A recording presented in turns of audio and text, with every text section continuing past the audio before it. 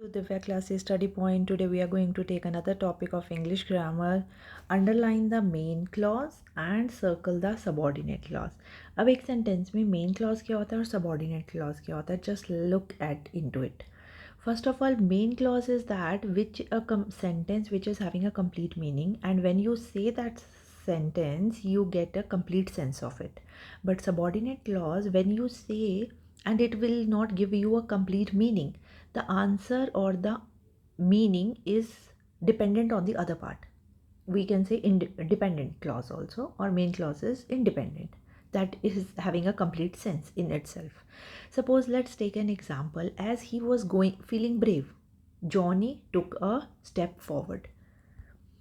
As he was, तो if I say Johnny took a step forward, अगर Johnny ने एक स्टेप फॉरवर्ड लिया तो वो क्या है, वो मेन क्लॉज है. जॉनी, मैंने बोला Johnny took a first step, तो that is a main clause, उसका कंप्लीट सेंस है. पर अगर मैं बोलूँ as he was feeling brave, as he was feeling brave, तो क्या, तो इससे मेरा आंसर कहाँ पे डिपेंडेंट है, मेन क्लॉज पे. तो ये हो गया हमारा subordinate clause. See the next one. I feel a warm glow in my heart when I help other people. अगर मैं कहूँ I feel a warm glow in my heart, very much complete sense, बिल्कुल इसमें complete sense है. I feel a warm glow in my heart. But अगर मैं कहूँ when I help other people, when I help other people, तो क्या होता है अगर आप other people की help करते हो, तो उसका आंसर कहाँ पे है, उसका आंसर यहाँ पे है. I feel a warm glow in my heart. तो I feel a warm glow in my heart will become a main clause. Seema may not come to next question. Seema may not come to Rahul's match even though she promised him. तो अगर मैं कहूँ even though she promised him, तो even though उसने promise किया था, तो क्या हुआ, उसने प्रॉमिस तोड़ दिया. क्या किया उसने, कि वो कहाँ चलेगी, या आई नहीं, गई नहीं, तो कोई कंप्लीट आंसर नहीं मिल रहा. उसका आंसर कहाँ पे है, इधर. Seema may not come to Rahul's match, वो उसके मैच में चाहे नहीं आएगी, चाहे उसने प्रॉमिस किया था. तो this is a main clause, and even though she promise him is a subordinate clause. Hope it is clear to you. Next one. By the time Shehnaz turned 15, she was an amazing footballer. अगर मैं बोलूँ कि by the time Shahnaz 15 years की हो जाएगी तो क्या होगा, तो आंसर नहीं है ना मेरे पास कंप्लीट, तो इसका आंसर यहाँ पे है. She was an amazing footballer.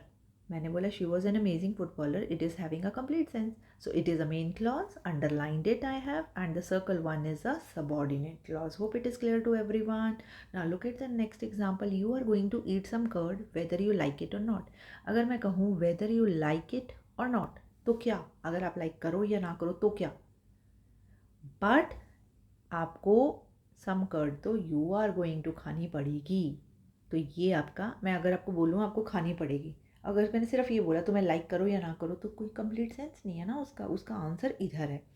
सो जो मैंने अंडरलाइन किया है that is a main clause, the circle one is your subordinate clause.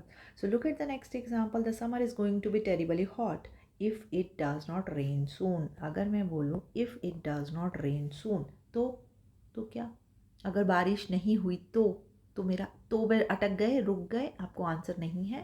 वो आंसर आपका यहाँ पे है. The summer is going to be terribly hot. Hope it is clear. Neeraj uses up all the hot water whether he takes a bath. इसमें anybody can try. रोको, stop करो इसको और ट्राई करो कि आप डिसाइड कर पा रहे हो कि क्या सबॉर्डिनेट है और क्या मेन क्लॉज है. सो whenever he takes a bath is a, whenever जब भी वो बात लेता है तो क्या, आंसर नहीं मिला, तो ये सबॉर्डिनेट है. तो Neeraj uses up all hot water, this is a main clause.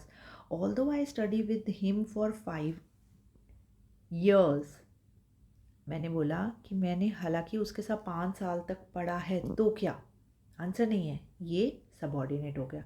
तो आंसर क्या है, I knew almost nothing about, फिर भी मुझे उसके बारे में कुछ नहीं पता. अगर मैं बोलूँ मुझे फिर भी, मुझे उसके बारे में कुछ नहीं पता, तो ये मेन क्लॉज है, इसका कंप्लीट सेंस है। बट अगर मैं बोलूँ हालांकि मैं उसके साथ 5 साल पढ़ी हूँ, तो क्या?